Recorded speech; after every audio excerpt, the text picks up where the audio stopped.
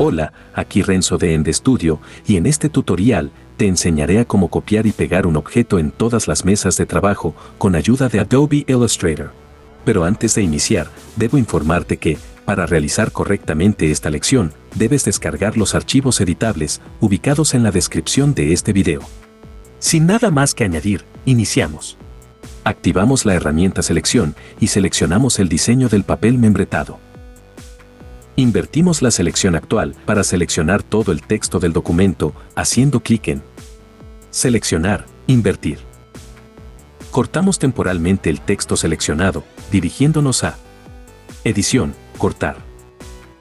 Abrimos el panel Capas y hacemos clic en el botón Crear nueva capa. Dentro del panel Capas, verificamos que esté seleccionada la capa 2. Pegamos el texto que cortamos con anterioridad en la capa seleccionada, haciendo clic en Edición, Pegar en el mismo lugar.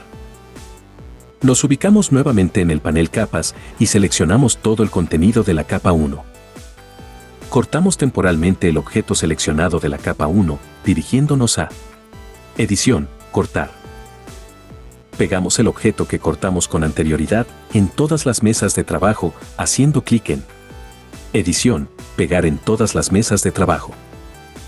Desactivamos la selección actual, dirigiéndonos a Seleccionar, Deseleccionar.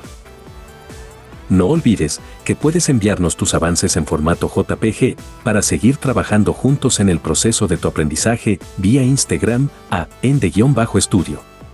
Para ayudarnos a hacer más tutoriales, puedes realizar una pequeña donación vía Patreon desde $1 mensual o también puedes apoyarnos presionando el botón de me gusta, suscribiéndote, viendo y sobre todo, comentando y compartiendo este tutorial con todos aquellos que lo necesiten. Y para que continúes aprendiendo, aquí te dejo algunos tutoriales que podrían ser de tu interés. Se despide tu amigo Renzo, esperando verte en el próximo tutorial.